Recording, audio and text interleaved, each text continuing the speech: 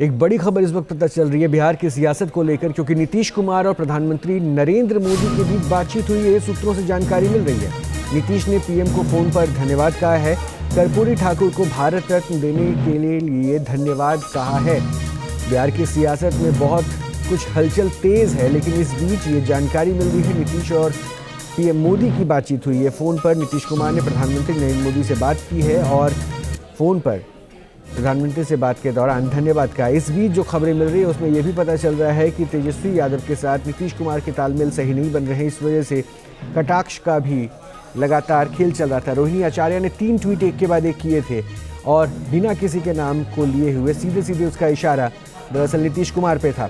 हालांकि अब जो है ये तस्वीर जो ट्वीट की देख रहे हैं उसे बाद में डिलीट किया, यानी बैकफुट पर फिलहाल रोहिणी आचार्य की तरफ से इन ट्वीटों को लिखने के बाद डिलीट किया गया।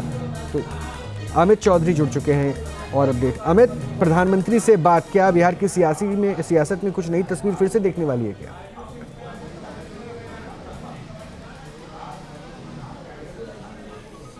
बिल्कुल कुछ नज़र ऐसा ही आ रहा है रोहित, लेकिन अभी इस पर इसलिए सहमति नहीं बन रही है क्योंकि जो बिहार प्रदेश के नेता है वो दरअसल जो केंद्रीय नेतृत्व को बताया है कि नीतीश कुमार के आने से नुकसान होगा, लेकिन जिस तरीके से एक इंडिविजुअल चैनल के इंटरव्यू में सिग्नल दिया गया था अमित शाह की तरफ से कि भाई अगर प्रस्ताव आया तो गया तो विचार होगा, उसके बाद ही बिहार की सियासत गर्म हो गई थी। और पिछले 2 दिनों से जिस तरीके से जननायक कर्पूरी ठाकुर को भारत रत्न देने की घोषणा की गई, उसके बाद सियासी पारा और चढ़ गया। देखिए कल की बयानबाजी सबसे रोचक है क्योंकि एक मंच से सीधे तौर पर नीतीश कुमार कह रहे थे कि देखिए कर्पूरी ठाकुर को भारत रत्न देने के बाद उन्होंने सीधे तौर पर प्रधानमंत्री को आभार जताया और उन्होंने ये भी कहा कि हम तो इंतजार कर रहे थे कि प्रधानमंत्री का फोन हमारे पास भी आएगा, क्योंकि उन्होंने जो कर्पूरी ठाकुर के बेटे हैं उनको दरअसल उन्होंने फोन किया था, तो हम तो इंतजार कर रहे थे कि हमारे पास ही फोन आएगा, लेकिन फोन नहीं आया। देखिए एक बात को कभी नहीं भूलना चाहिए इस सब के बीच कि नीतीश कुमार एक बड़े बार्गेनर है,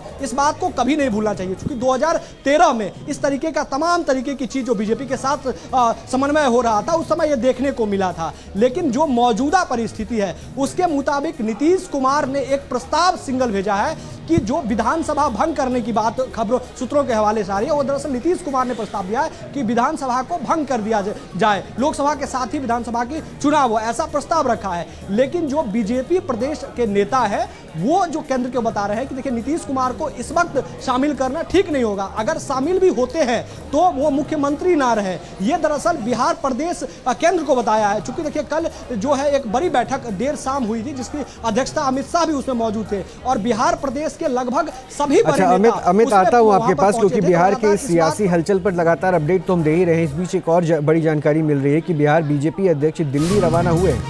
सूत्र ये बता रहे हैं कि बिहार बीजेपी के अध्यक्ष दिल्ली की ओर रवाना हो चुके हैं। अब इसे किस दृष्टिकोण से देखा जाए, क्योंकि जो अमित भी बता रहे हैं उसके मुताबिक ये लगातार इशारों में बात चल रही है कि क्या नीतीश कुमार और प्रधानमंत्री के बातचीत के कई मायने निकालने हैं। लेकिन एक पहलू है अमित, जिस तरह से पहले रोहिणी आचार्य का 3 ट्वीट, उसके बाद उन ट्वीट्स को डिलीट करना, फिर वो दूसरी तरफ नीतीश कुमार का बिना किसी के नाम लिए कर्पूरी ठाकुर का उदाहरण देकर परिवारवाद पर चोट देना, उसे भी तो सीधा सीधा देखा गया कि लालू यादव पे ही पूरा निशाना साधा गया है। तो ये बयानबाजियों का दौर शुरू हो चुका है, लेकिन किसी का नाम नहीं लिया जा रहा, क्या ये कहें?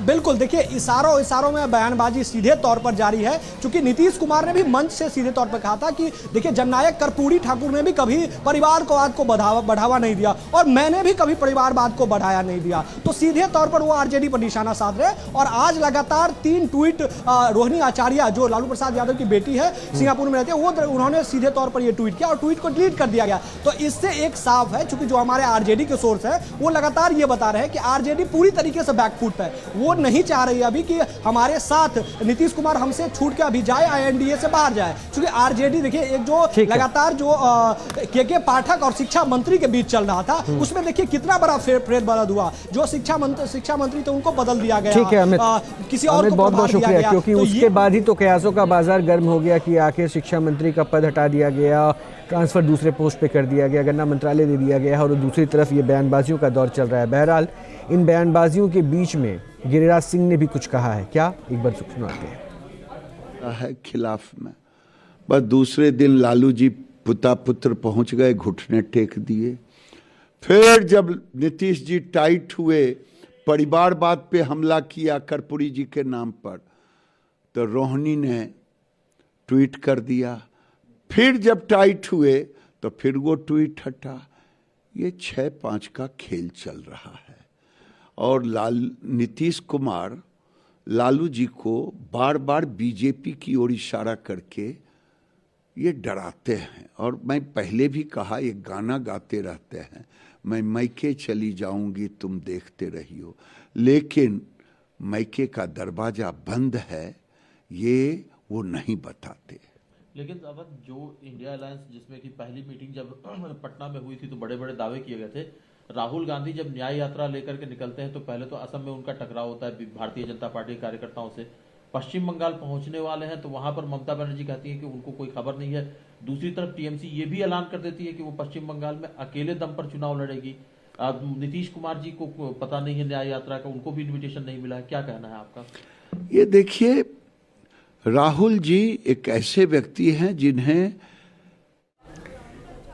तो गिरिराज सिंह को आप सुन रहे थे। इस बीच एक और जानकारी मिल रही है, दरअसल इसी सियासत से है और INDI गठबंधन के लिए ये झटके से कम की खबर नहीं, क्योंकि कांग्रेस की न्याय यात्रा में नीतीश कुमार नहीं शामिल होंगे, ये जानकारी मिल रही है। 30 जनवरी को न्याय यात्रा में शामिल नीतीश कुमार नहीं होंगे। इससे पहले ममता बनर्जी ने इस न्याय यात्रा में, बंगाल में जब न्याय यात्रा पहुंची है तो उसमें शामिल होने की जानकारी से मना कर दिया और कहा कि वो इसमें शामिल नहीं हो रहे। अब नीतीश कुमार ने भी कांग्रेस की इस न्याय यात्रा में शामिल नहीं होने की बात कही।